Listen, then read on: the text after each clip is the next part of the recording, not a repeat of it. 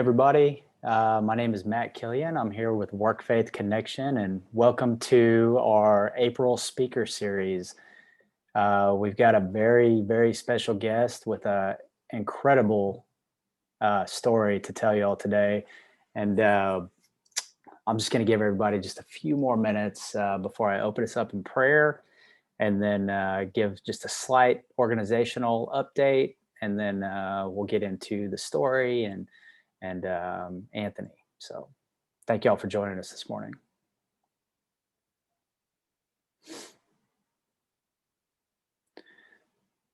Give it about 30 more seconds and then jump into it.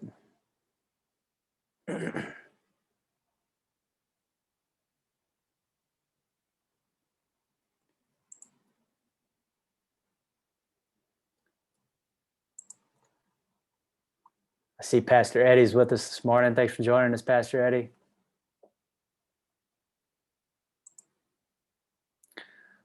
It's always a pleasure. You guys do a great job. I love it. Well, thank you for that. So do y'all. All right, I'm going to go ahead and open us up in prayer. Again, my name is Matt Killian, and I'm with WorkFaith Connection. And thank you for joining us this morning for the speaker series. Like I said before, y'all are in for a special treat. We've got a very inspirational guest, and I can't wait for y'all to meet her. So if you would, bow your heads with me, and I'll pray and open us up. Father God, Lord Jesus, we thank you so much for this day. I pray everybody had a blessed Easter weekend, and I want to thank you for loving us so much that you gave us your only Son that we might be called your children too. Thank you for our salvation, and let us always be thankful for your sacrifice. Help us to always walk in your mighty grace and mercy. All for your glory, we pray, in your holy and precious name. Amen. So again, good morning. Thank you for logging in to this month's speaker series. Our mission here at WorkFaith Connection is to provide faith-based training and coaching for anybody who desires long-term employment. And we envision a marketplace where work and faith connect. Many of the people that we serve are unemployed and have struggled to find a job. That's a fact. Others have employment, but are seeking to improve and advance in their careers. We come alongside each one of them and provide training that combines spiritual growth and career skills so that they can obtain long-term employment and success. We always say at WorkFaith Connection, it's more than a job, it's a new life. Our Christian values and practices are deeply ingrained into the fabric of our daily operations and services. Our students, staff, and volunteers are continually fed the gospel to continue growing spiritually throughout their time with the organization. Today, I'm going to provide a high-level overview of how our programmatic model has evolved from 2007 to today. Historically, everybody was on one track. You entered the boot camp, which is now known as the Accelerator, and you matriculated through every single thing that we had to offer.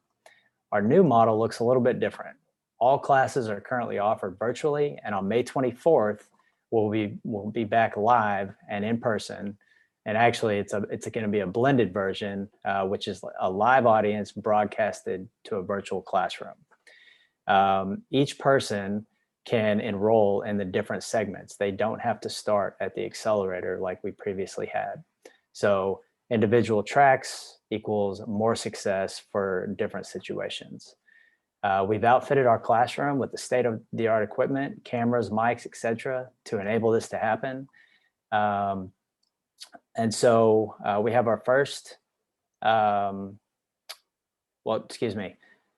our job search accelerator, just the basics of that, it's how to conduct your job search. It helps people explain gaps in their employment and appropriately discuss criminal backgrounds if they have one. We help them build 30-second commercials, and then they learn how to effectively answer tough interview questions. We also have our coaching services. This is broken down into one-on-one coaching sessions and group coaching sessions. Group coaching is broken down into two services, one individuals in transition and the other one for individuals in transition with a criminal record. Each have 6 specific themes or topics and have proven to be highly attended and effective. Next, we have our academy. The academy is a series of classes geared towards the non-technical skills related to how people work. Essentially, we are teaching our students how to keep a job once they get a job. They are critical skills, not just for the student, but also the employer. They are transferable and can be utilized in every aspect of life, not just on the job. Some of those examples are principles of perseverance, the power of connection, character building, dealing with difficult people, time management, and many, many more. So year to date, we've served just over 1,000 individuals throughout our various programs and components, and we're well on our way to 12,000 by year's end. Broken out, that's about 20% through the accelerator, another 25% through the academy, and an astounding 55% through the coaching services. Right now, we have several projects that will fill our training pipeline as the year continues forward, with people needing and wanting to join the workforce. We do have some competing factors such as stimulus and unemployment, but we're trying to overcome that and help individuals see that going back to work is the better option and long-term option.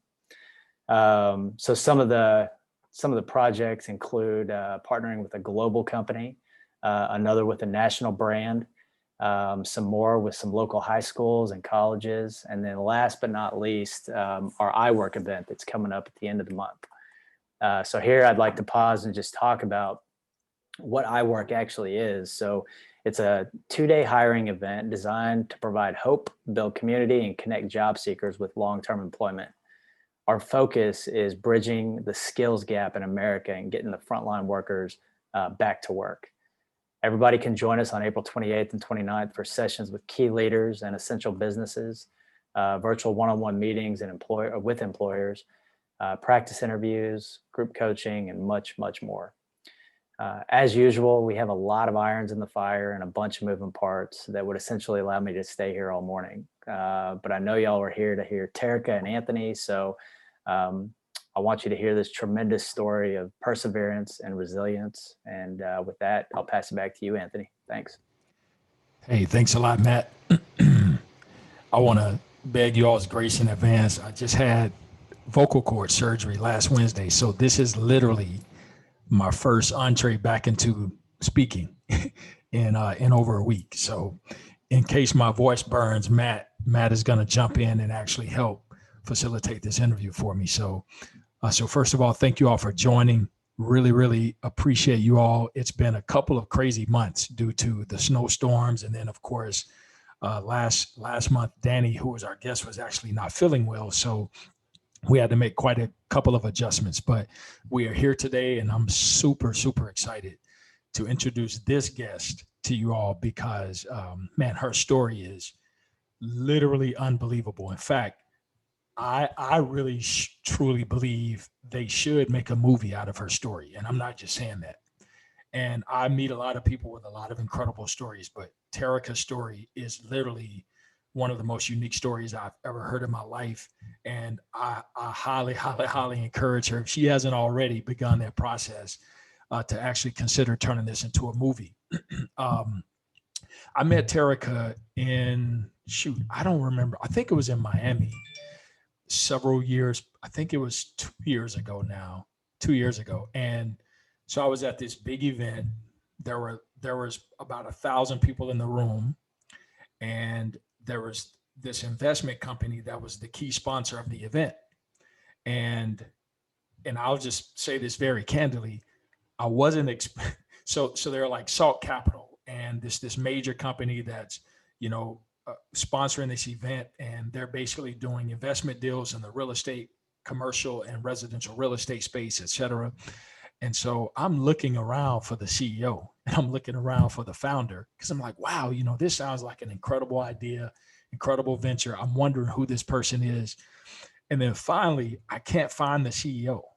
And as they're introducing the sponsor for this big event, one of my good friends, in a very unassuming way, points me to a very unassuming person and says, oh, that's the CEO right there and the founder.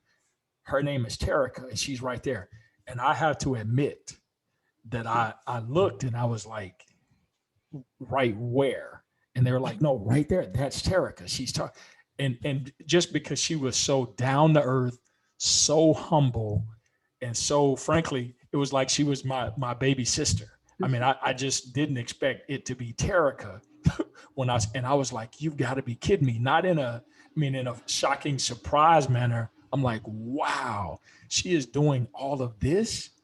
And they said, oh, wait until you hear her story. And so, of course, I proceeded over and I had to hear her story. So I just heard the very beginnings of her story and I was blown away. And so I'm not going to spoil it because I want her to actually tell the story. So, Terrica, you out there?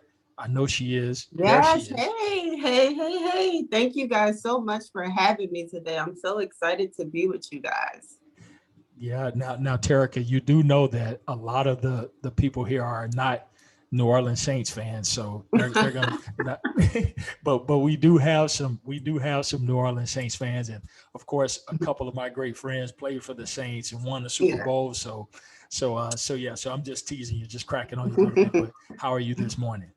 Oh, I'm blessed. I'm amazing. I am excited, like I said, to be here and, just to be able to network with you guys. I love the organization. I'm blown away by it. I'm like, wow, this is so amazing how many people you guys are helping. And, especially during, a pandemic like what we're experiencing. So I'm just like, I'm amazed and I'm in awe. I'm honored to be here with you guys today. Oh man, well, Terrica, I want to just jump right in because I want you to, I mean, your story is first, I love it. And we are an organization about redemption. Yes. And your story is unbelievable. And I mean, almost to the point where it's literally unbelievable, right? Yeah. But to walk people through your life and how Yeah. you got to where you are at a high level. Yeah, no, absolutely. And so for those of you guys who don't know me, my name is Terrica Lynn Smith. I'm actually a real estate developer here in Louisiana. And I actually was just nominated as the first youngest African-American female woman developer here in the state. So I'm excited to just be able to share the knowledge that I have with you guys. And, hopefully it inspires you and helps you get across the path that you're headed towards now. And so like Anthony said, I have a very unique story when I don't have I don't have an easy road to kind of start off with you guys. But what I will say is, I went through a lot of hell to get to where I'm at today. And I don't say that lightly, at a very early age, at 5 years old, my mother left us in her house for days at a time with no food, no water. I remember there was a time where my sister was literally laying on the sofa, my oldest sister, and she was swallowing a penny just to be able to entertain us because it had been days before it's been days since we've seen our mother. And so you can about imagine being in a house where there's no water, there's no power, it's dark, and on top of that, you're very hungry. And it was me and my other siblings. And so I remember saying, if I don't do something, at 5 years old, I'm saying, if I don't do something, we're going to starve to death. And we were told that we were not allowed to go outside. Don't you dare leave out this house. Somebody's going to tell me if you leave out this house. And so we were terrified. And I knew that if I didn't do something, and we would be starving. And so I opened up that door and the sun hit me I can barely see, I'm rubbing my eyes because when you're in a dark house for a long period of time, when the sun hits you, it's overwhelming. And I remember my heart was beating uncontrollably out of my chest. And I ran as fast as I could to grab the first thing I saw, which was grass. And I literally took 2 hands of grass. I ran back inside and I shut the door. And I brought it to my sisters, and my baby sister, April, looked at me and she said, I am not eating the grass. And I'm like, if you don't eat this, we're going to starve.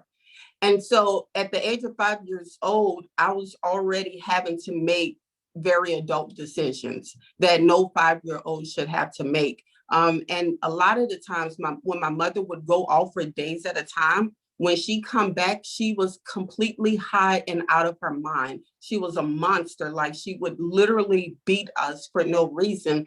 And I remember her beating me so bad one time because she had left us and we were thirsty. We didn't have no water, and she had a can of beer on her dresser. And we passed the beer around and we each sipped it because that's all we had to drink. And she was so mad, and I couldn't understand, why would she be so mad? She's been gone all of this time, and we had nothing to drink, and we were thirsty, and we drank that. She was upset because we was drinking alcohol, which made no sense to me whatsoever. But even beyond that, my mother was a very sick person. She owed a debt to her drug dealer, and I had no clue like what that entailed, at that time. All I knew was that she told me to go and follow him, in the bathroom. And at the age of 5 years old, I lost my innocence. And I carried that anger and that hurt around for a very long time. And eventually I ended up in foster care. And in foster care, you can about imagine being abandoned by your mother, being abused by your mother, feeling like you're worthless, like you're nothing. You eventually start, adopting that mindset. And so literally I would go from foster home to foster home, group home to group home. They had me in psychotic like facilities where they thought I was crazy. They filled me with medication. It was just such a miserable time in my life growing up that I could not understand, why would God create me and have me here? Like, why create me, give me the parents that I have, and allow this to take place to me? And so I went a great deal of my life hating God, if I'm being honest with you guys, because I felt alone. I felt like I was unlovable, and he did not love me. He could not love me to allow something like that to happen to me. And so I would escape to a place called Terrica whenever I go into these rages, or whenever I would break down and have, emotional moments. And Terrica was a place where all the kids were happy, and every child in that land had a mother and a father, and they ate as much candy as they want. It was such a beautiful place. It was very colorful. And that colorful place took me from my darkness. I didn't know it at the time, but I believe as I look back as an adult, that was the way God was protecting me. He took me from a dark, dark world that I was in and brought me into a world where I was able to see light, where I was able to see color, where I was able to see smiles. Like, I didn't see smiles in the world that I was in. And I would go to that place quite often, which led people to think that I was crazy because I would live in another world. But what a lot of people didn't understand was that I was trying to escape the world that I was actually living in, because it was hell. And so I ended up in foster care, like I said, and by the age of 16, I was pregnant. So I was on track to beat their statistic. More than 60% of foster care youth end up homeless, pregnant, and a high school dropout. And so, like, if you had a checkbox, I literally was checking every single box on there. And it's not because I wanted to be a statistic. It's because of the simple fact that I had no guidance. I didn't know, and so I got pregnant. And then by the time I was 17 years old, I had my child, and I was homeless. I lived up under a bridge with my son. And that was one of the worst moments of my life, because the person I hated the most in my life was my mother. And I wanted to be nothing like her. I didn't want to have no associations with her. And when I had that little boy, Tyreek, I told him that I was going to be the best possible mother that I could be to him. And I failed him. At that moment, I failed him. I was literally living under a bridge with him, and I could not provide for him. It's no different than a situation of me being left in a home with no food, no power. Now I'm sitting here holding my baby, and I have nothing that I can be able to give to him. And that was the most lowest moment of my life, because I cried. I had tears of insecurity, tears of failure, tears of anger. Like, I just wanted to scream because I was so broken. And how did I end up here? And then what became real to me was that I'm not supposed to be homeless. I seen a place where people were happy. I seen a place where it was very beautiful, and people were smiling, and children had parents. And I knew that I deserved that, and I wanted that. And in the midst of all of the hell that I went through, I still knew that I was supposed to have happiness. And that's unexplainable how I knew that. I come today, I said it's the Holy Spirit, but I just knew that. And so I wiped my tears, and I made a promise to Tyreek. I said, as long as I have air in my lungs, as long as I have air in my lungs, you'll never experience homelessness again. You'll never go without a meal. And I promise you, I'll never leave your side. You'll never end up in foster care. I don't care what I have to do as a mother. You will not go through what I've been through. I will not sacrifice you. And that right there was my life-changing moment, because I knew it was bigger than me now. And in order for me to get to where I needed to be, I had to deal with my past. I had to forgive the person who hurted me the most. I had to forgive the person who was supposed to protect me and supposed to love me and be my confidant. I had to forgive her. And I hated that part of my life because I did not want to forgive her. I had every reason to be angry. Nobody is supposed to do to their children what she done to me. She beat me over and over again. I still have the scars on my arms to this day. Like, no child should have to ever go through what I've been through. And yet I have to forgive her. And so at that moment of me having to forgive her was a moment that I realized that I can do a whole lot more if I don't have all this luggage on me. So it was time for me to go from being the victim to the victor. Because what happened up to me, up until I was that mother for that little boy, I couldn't control none of that. That wasn't supposed to happen to me. I can't let the ugly in somebody else live in me for the rest of my life because of the hurt that they did to me. And so with that, this is crazy, but with that, I found freedom within myself. Forgiving her allowed me to start seeing things completely different. Now, that don't mean that I went and rushed and had a relationship with her, but when I told her how she tried to break me and destroy me, and she couldn't because I'm still here. I'm still standing. How she tried to break me, she couldn't. And she looked me in the eyes and she said, I don't know how to be a mother. I did to you what my mother did to me. We had to make sacrifices. And at that moment, I knew that was a generational curse that I didn't want to be a part of no more. I did not want to have to ever explain to somebody else why something like this would happen to them. And so I fought, I fought, and I went from living up under that bridge.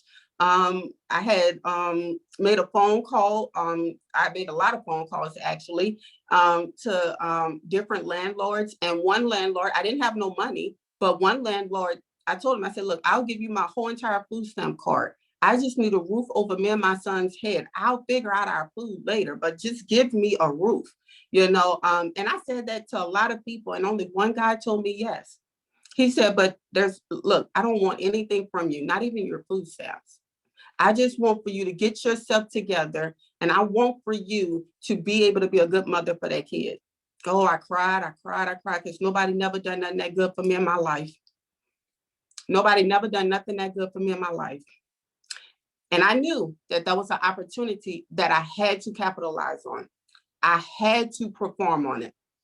And so I started getting into a system, and then boom, life hits me. I get pregnant at 19. So now I got 2 kids. By the time I'm 19, in a 1-bedroom apartment, the child's father, they have the same father. He has left me, completely destroyed me,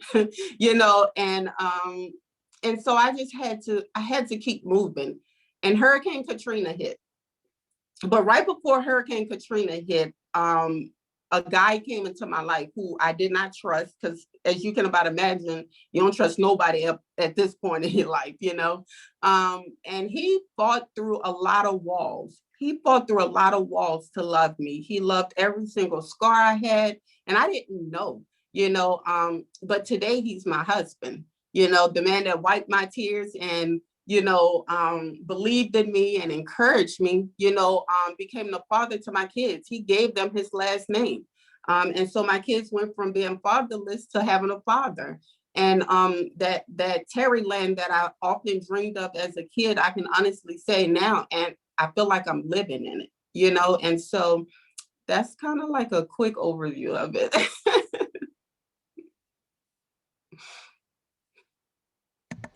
Sorry, Terrica. Yeah, and of course, there is so much more to Yeah. your story. I mean, you all literally, we could go for 3 hours. I'm telling you, her story is so incredible.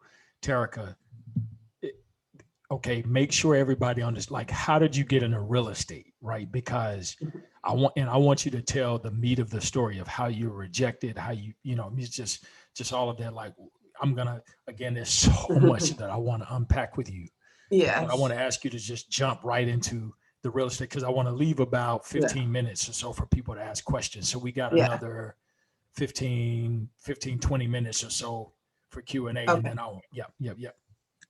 So after Hurricane Katrina hit, we were stuck in the city for 3 days. And I'm like, okay, I hate being poor. Like, that was like the biggest revelation I had during Hurricane Katrina. I did not come this far and go through this much hell in my life to let it all go because of Hurricane Katrina. And so I was like, God, if you get me through Hurricane Katrina, I'll never rely on the government again.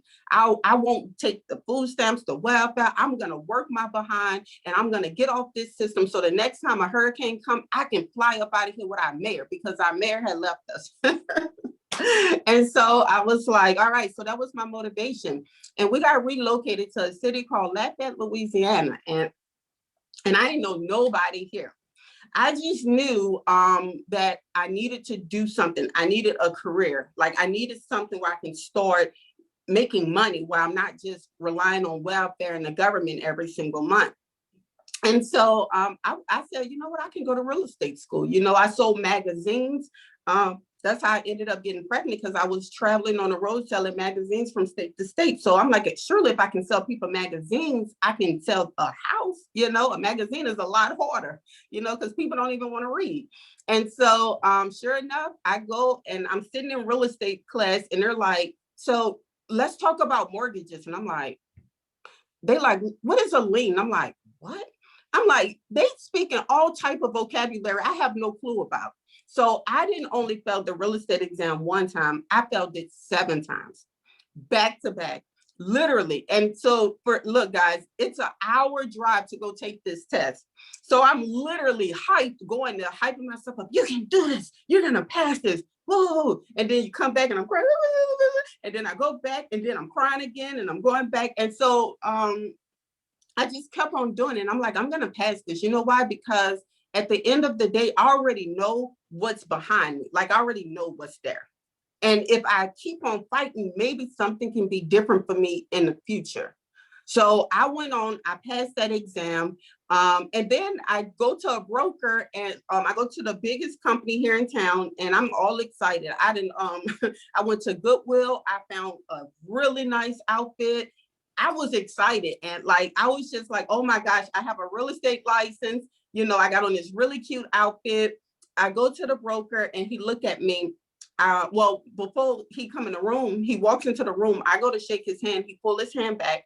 He looked at me, and he said, I don't think you'll be a good fit for our company. Like, not even interviewing me, just said, I don't think you'll be a good fit for our company. No merit. I'm like, okay. So I literally walk out of there, and I'm crying, and I go back to the car where Albert is, who's my husband now.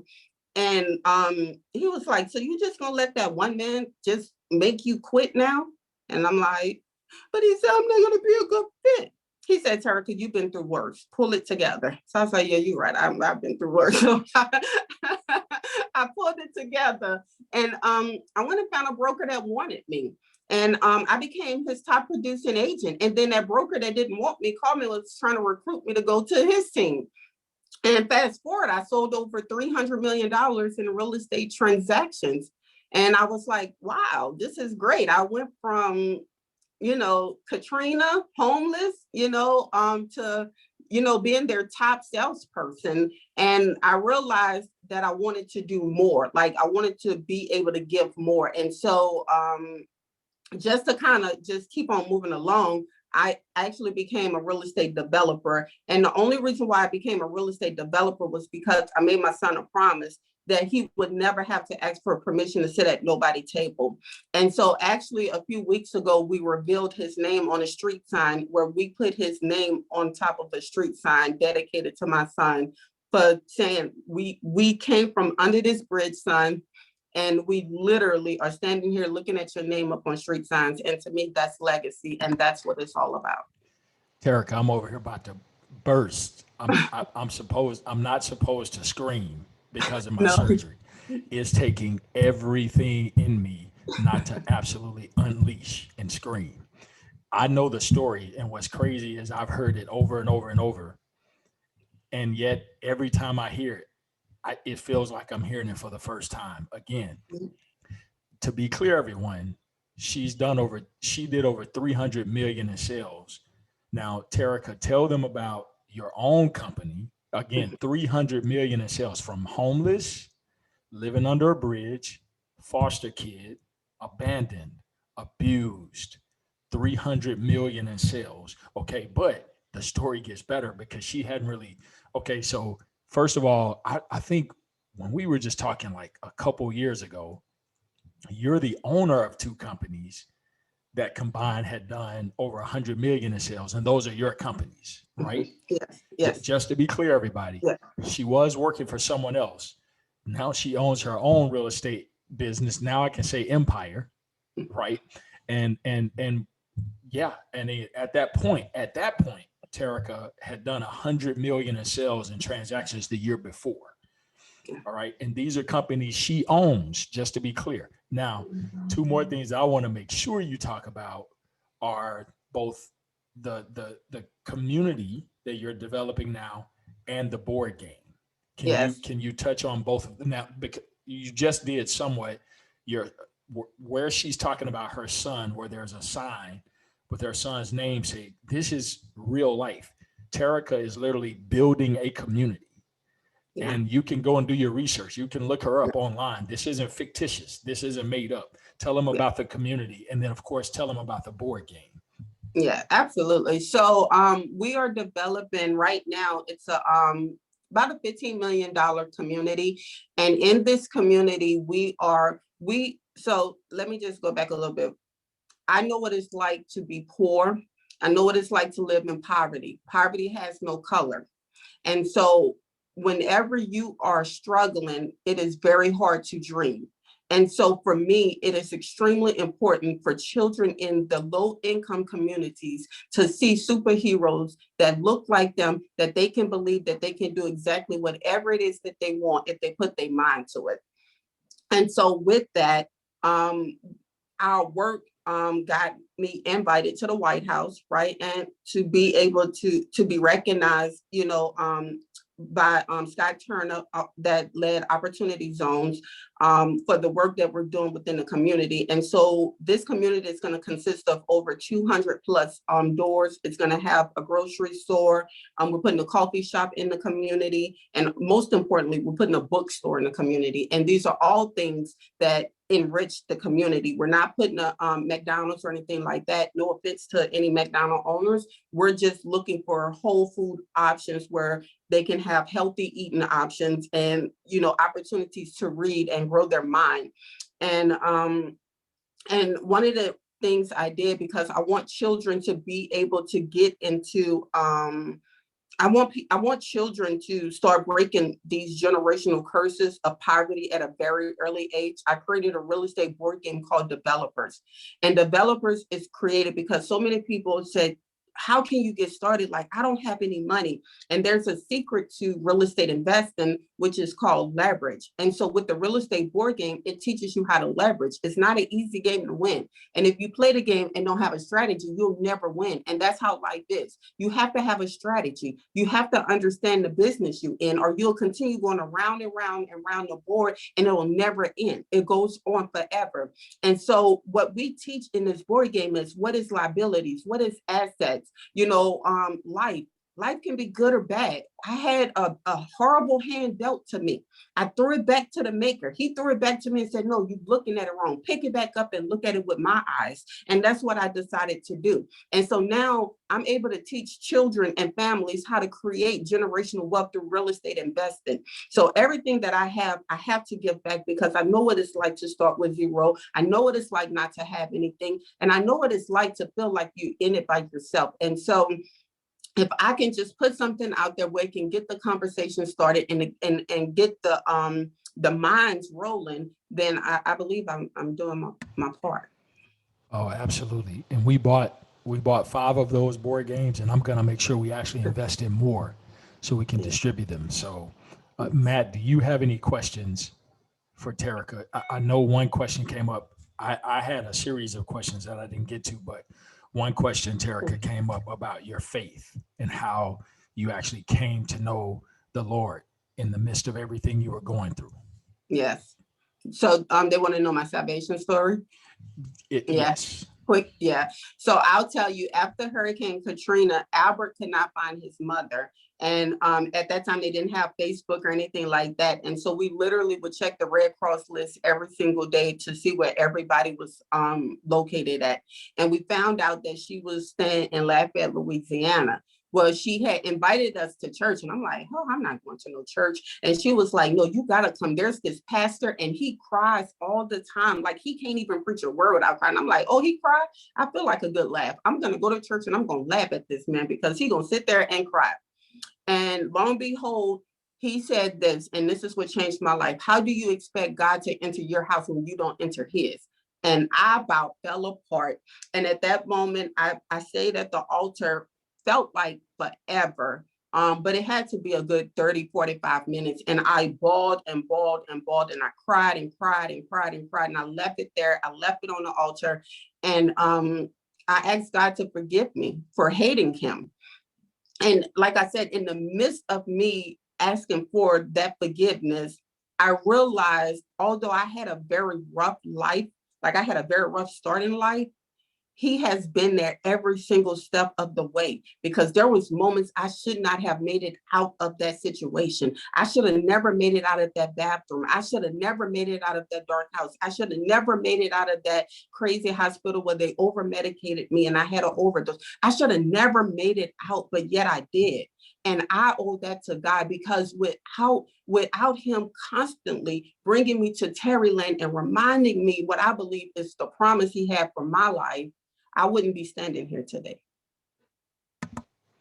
Powerful, powerful. And again, there is so much more to your story that unfortunately we just don't have time, but there's so much more.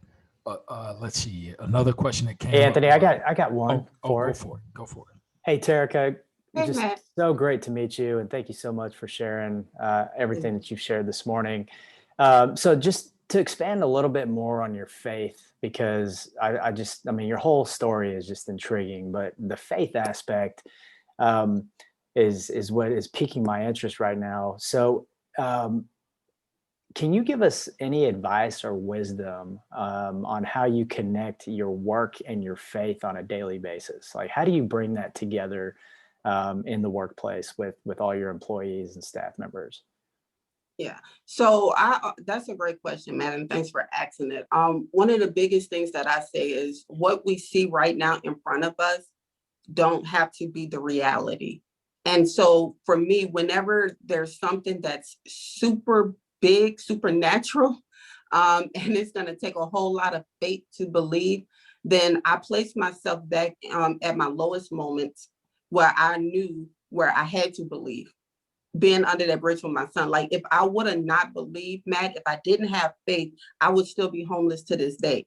I could not just allow that moment to break me or define me. And in work, I carry the same mindset. I can't let a situation or a circumstance define me and or break me.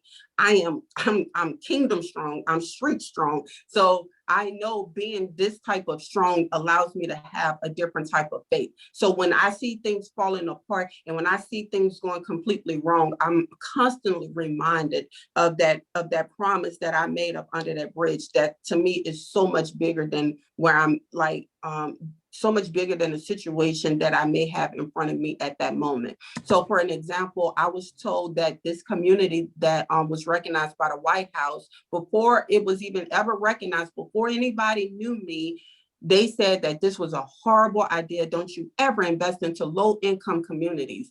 It takes a certain amount of faith to believe that you can change a community, because most people is not going to invest millions of dollars in what they consider the ghetto or the hood or whatever the terminology is, right? They're going to invest it into a different particular part of town. Well, I believe that if we can change the hearts and the minds of people and we educate them on true ownership and the importance of it, then we can change the whole trajectory of a community, which we have already started.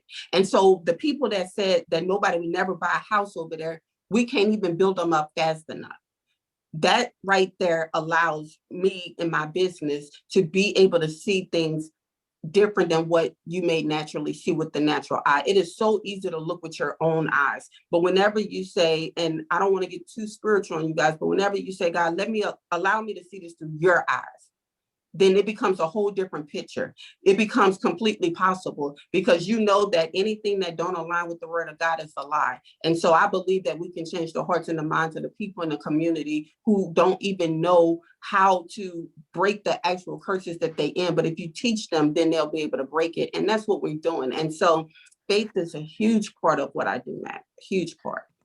Hey, Terrica, go ahead, Matt. Go ahead, Matt. Are you sure? You can I'm go. positive. I'm positive. Okay. Well, thank you for sharing that. And remind me the name of that project. It's Madeline Cove. Is that correct? Yes. Okay, because I know each and every one of us want to follow the progress Yeah. with that project. And Yeah. What phase is it in right now? Have you already broken ground, started construction, or people moved into the community? Yeah, so we're in phase one of this. This is actually my third community that I have developed. Again, it's the same story, from community to community to community, right? And we just keep proving them wrong. So Madeline Cove, we actually have 2 homes right now that's in the process of being built. We already have 2 contracts on those homes. We have contracts with our local government that is working to help us bring in the grocery store. And also we have a letter of intent from our coffee shop that's starting their construction as well. That's awesome. Go ahead, Anthony. Hey, yeah, Matt, I was only going to, and I'm sorry to interrupt you. I was going to jump in because, again, I have context. So I was going to draw something out of her that I knew you all, if I don't draw it, she won't say it. Terrica, and understand our time limit, Terrica, because I know I'm going to move you emotionally when I ask you this question. Mm-hmm. Okay. So there was a recent encounter where you went in on a deal where you had essentially cash to use as leverage, and you were rejected on the deal. So back to the faith question. That was oddly enough one of my questions I had listed as well. Just this combination of work and faith, and really how literally your entire journey you have had to blend work and faith. And my question, the question I had written down was going to be, just to have you walk through this combination, this ongoing, essentially like bike pedaling, right? Like right foot, left foot, right. You've always had to go work, faith. That's how you've had to pull yourself forward. But specifically talk about the incident. And again, because I know you, I'm pulling something out of you, but there was a recent incident where you had, and again, I don't want to, do you know what I'm referencing? Because you may say, well, Anthony, it's 1,000 of them. But yes, it is. You went, okay, go for it. Well, no, I want to know which one you're talking about. Because there's so many of them. Yes, right? Yes. So there was an incident, I think, where you were going in and try to get like $500,000 in cash, or $500,000 on a project. Yes. So yes. So let me just say this, okay? Yeah. So I'm not gonna get it. Anthony got me done riled up. He knew he was gonna do this to me. Okay, let me say this. First of all, you guys know my story. I've been very transparent and honest with you guys. And I've never been a person who's asked for any type of handouts. Give me a hand up and I promise you I'll get up. Like, don't give me like no handouts or anything like that. And I have a really great relationship with my bank. Okay. And I mean, it's a great relationship. And I mean, they give me quite a bit of money to do projects because I am an experienced investor. So they have no issue with, giving me money. Right. And on one particular project, is this I think this is the one you're talking about. And I think this is the one that had me all riled up. But on this particular project, They had no other reason to deny me of the money other than they did not believe in the project. And I'm like, where in the banking guidelines do it say believe in the project? I have the credit, I have equity, I have all my I's and T's are dotted and crossed. So I am not understanding how I cannot get $500,000 from you, but you'll give me $1 million to go and invest on another particular part of town. But in this one particular area, you won't even write me $500,000 check when you see I have reserves in the account where you can actually do a secure line of credit. And they said, we simply just don't believe in this project, Terrica, I'm sorry. And not only did one banker tell me that, 3 bankers told me that. And I was furious. And I'm like, there's no other reason to deny me other than you do not believe in the project. And what happens is this, right? I said, forget you guys. I start my own bank. I'm not going to keep asking you guys to help change these communities, and you're going to dictate where you're going to give me money and where you're not going to give me money. And so honestly, that's how Salt Capital Equity Group was birthed, because of the simple fact, I believe group economics, people investing together in communities, can revitalize a community. And what I strongly feel, what I strongly feel passionate about is this is how you know it's God's company. Because in 1 year, Salt Capital had more than $21 million in assets and reserves, over 300 members. And all of that is by the grace of God. That is not because of me or anything like that, but it was because I said, you know what? I'm not going to allow these banks to dictate which communities are going to receive investment dollars or not. Right? It's a very fancy term for it. It's not used a lot, but it's called redlining. And I just was subject to that. And again, you got to have the faith to believe in your project when nobody else will, even when they won't give you $1 single. And at that moment, they would not give us $1 single. And they are still betting on this not to be a good investment. And that's okay, because you know what? We are our own bank now. We don't need their money. Yeah, I knew I would get you worked up on that one. Melinda, I see Melinda, she did a drop the mic sign. Yeah. And again, you all, man, Terrica. So before I ask another question, I see you, Vicky. So Terrica, before I do another question, tell people how, because it keeps emerging, like how do they get in touch with you? How do they follow you? How do they get involved? People want to know the answers to that. Absolutely. So you can follow me, Terrica Lynn Smith on Instagram, Terrica Lynn Smith on Facebook, Terrica Lynn Smith on LinkedIn, Terrica Lynn Smith on Twitter, pretty much Terrica Lynn Smith. And if you want to reach out to me and get involved in, of course, you can go to saltcapitalequitygroup.com and get more information. Yeah, and Terrica, of course, I'm going to make sure that our community stays connected to you and stays, Yes. and figure out ways we can add value, support, etc. So, tell them again, Salt Capital Equity Group. Yes, saltcapitalequitygroup.com. Yep, and I dropped the link you all earlier for the board game. So if you want to get the board game, by all means, you can click on the link I sent. It goes directly to the purchase point too. The link I sent you all is directly to purchase it. So if you just scroll through the chat box, you'll see where I had it there. It shows 9:36 a.m. was the point where I dropped it. So, and just to talk about that board game one more time. So just so you guys know, the proceeds, my net profit proceeds from that board game, and all of my speaking engagements goes to build transitional housing for foster care youth. So you invest in, it's great to invest into yourself, but you're also investing into foster care youth so we can help prevent homelessness and break that statistic that they tried to place me in. A couple of people, both Shalita and Pastor Eddie, both asked, is this being recorded? The answer is yes. It'll be on our website. I think let me say within 24 to 48 hours. I think 24, but let me safely say 48, just to be safe. Also, let me see if I'm scrolling for other. Oh, one question that I saw earlier: the relationship with your mother and you. Mm-hmm. So let me say this. I have forgiven my mother. I've tried twice as an adult to allow her to have a relationship with me and our children, but she is very sick. She's very, very sick. And she needs continued prayer. She needs continued healing. And she is in a very broken place. She's still on drugs, very bad now. And so I just ask that you guys keep her in prayer. So at this moment, there is not a relationship where it's, you know, where I can give you guys a happy ending and say we are so happy with each other and we go to the grocery store together. Like, we have not gotten there yet. But I do love her and I have forgiven her.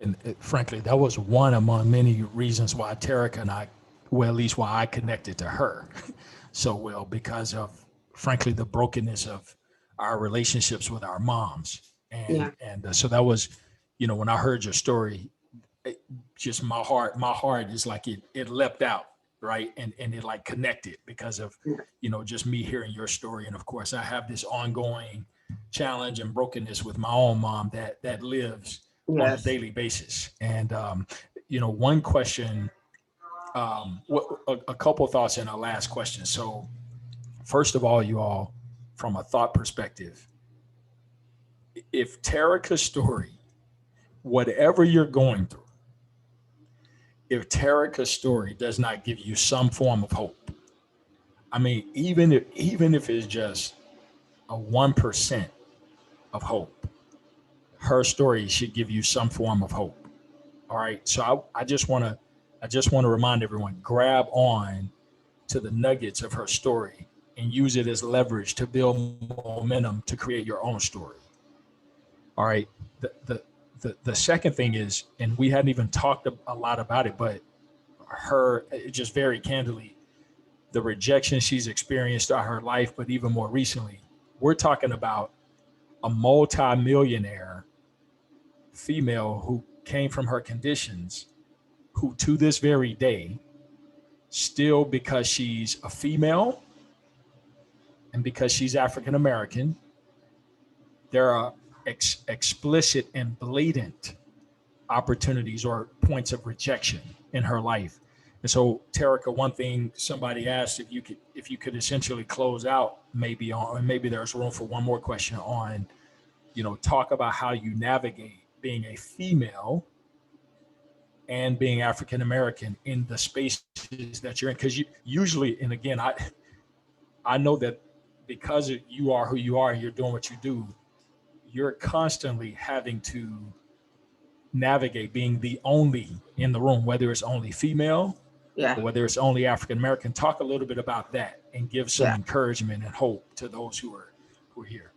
Yeah. So what I would say is this, right? I don't allow me being a woman and or African American to handicap me. I educate myself. I make sure that I personally, if I'm invested into something, I'm invested 110%. And I don't ask for permission. Like, I think that's a lot of us go through life asking permission, like asking someone else to be the reason why you get something done. And when I notice, and this is for me, and maybe it can be for you, but I notice when I stop asking permission and I just literally start going in and doing what I need to do, then things start happening. I have a good friend named Naveen Jahin, and he said this. He said, I did not know that I couldn't travel to the moon. I built the rocket ship and I traveled to the moon. And then they told me, hey, you can't do that. And he said, well, where's the law? Again, you don't have to get permission to be successful and to break these generational curses. I was looking for the approval of all of the people around me who wasn't doing anything for me. And once I adopted the mindset that I don't care how I look, I don't care who's uncomfortable, I don't care how many feathers I ruffle, I am set here. My agenda is to break these generational curses and build generational wealth in low income communities. And I would do that as long as I have air in my lungs. Well, knowing that, can't nobody put me out of a room that I'm supposed to be into When you have a lot of ownership in things, they have to include you in conversations. And when you are a community impact leader, they want you to be involved and they want you to be a part of it. And so, again, not asking for permission has allowed me to be the woman I am today. And when I walk in a room, I don't look at me being a woman or me being African American or anything like that. I look at the agenda that I have in front of me and say, this is what's important. Now, I got some things that's going to make it hard for me, but I already know how to deal with that. How I deal with that is by not breaking, like knowing and believing that through this, I can get through it. If I went through the hell that I went through as a child, I can go through this. This is temporary. This is definitely not worse than what I've personally been through, right? And so as long as I have that mindset and I continue to believe that I can do whatever I want, and I think a lot of us take that for granted, right? That we can do all things through Christ that strengthens us. I think a lot of us take that for granted because if you really believe that, then your strength is very supernatural. Can't no man break that. Can't no man take that from you. Nobody can. And so as long as you have that mindset and as long as you believe in that, all of the stuff that comes as distractions will move out of your way. You just have to stay consistent and keep on pushing. Yeah, Terrica, it's amazing how, to the point you made, the ideas of faith sound fantastic.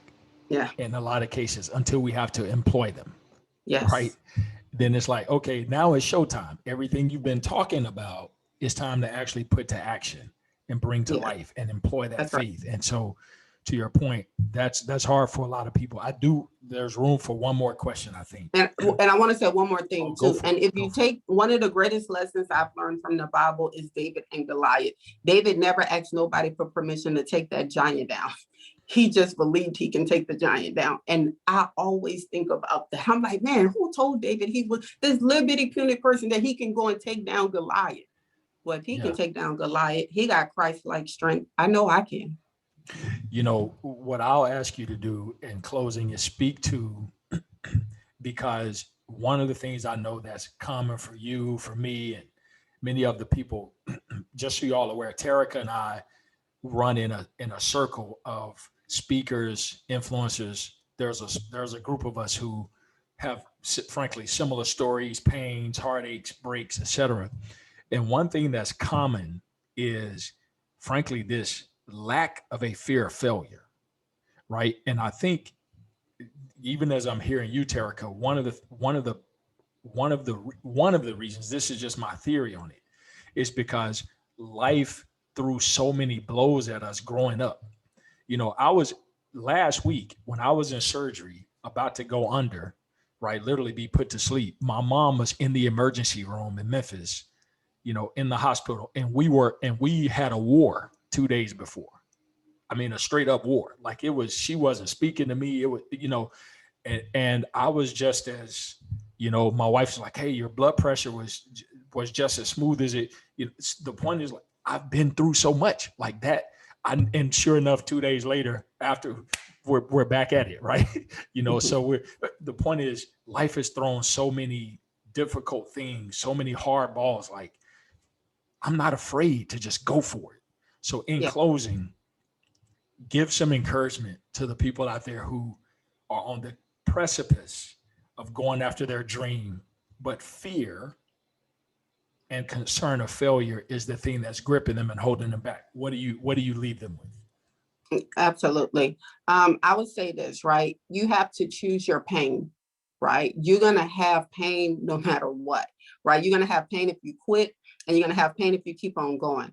I just choose the pain where I know I'm going to keep on going. Like, I choose the pain to continue to move forward. I choose the pain to endure, because I know that once I get through this, I'm not going to have to go through this pain again. Sometimes pain holds us because we don't like the feeling of being rejected. We don't like the feeling of being hurt. We don't like the feeling of not knowing, right? But what's more painful is to remain in a situation where you have the power to be able to change it. You have the power to be able to change it, but some of us are too afraid to choose our own pain. And so for me, I've endured all type of pain, right? And no matter what type of pain it is, it still hurts. but I always look at what have I accomplished after the hurt? What have I accomplished after the hurt? And for me, I can look back and say, wow, I've accomplished this after the hurt that I've endured as a kid and as an adult and as a wife. The hurt I went through, trying to figure out how to love my husband. If I would have gave into the hurt where I didn't want to, while I was unlovable, then I would still be feeling that hurt and that pain. And so knowing that I got through that pain to be able to experience true love, you have to decide the type of pain that you're going to go through, because you will go through pain. No matter what, you're going to go through the pain. You just got to ask yourself how you want to come out of this pain. Because if you retract, eventually you're going to have to go through it again. I just like to get through it. Man, praise God. And I know I can speak for the whole audience and say we could go another hour and I think people would still be locked in with you. Right. So well, thank you. Man, thank you, Terrica. As you know, as always, we'll be in touch. Again, I'm committed to making sure that our community stays engaged, that everything you're doing, I'll keep everybody informed. And this won't be the last time that our community hears from you. And in fact, I'm gonna talk to you about some opportunities offline for us to get to pull you in even more. Matt, do you mind closing us in prayer, brother, if you don't mind? Absolutely. And thank you, Terrica. That was awesome. Thank you, Matt. Father God, Lord Jesus, I thank you so much for this day and for this time with Terrica and everybody in the audience.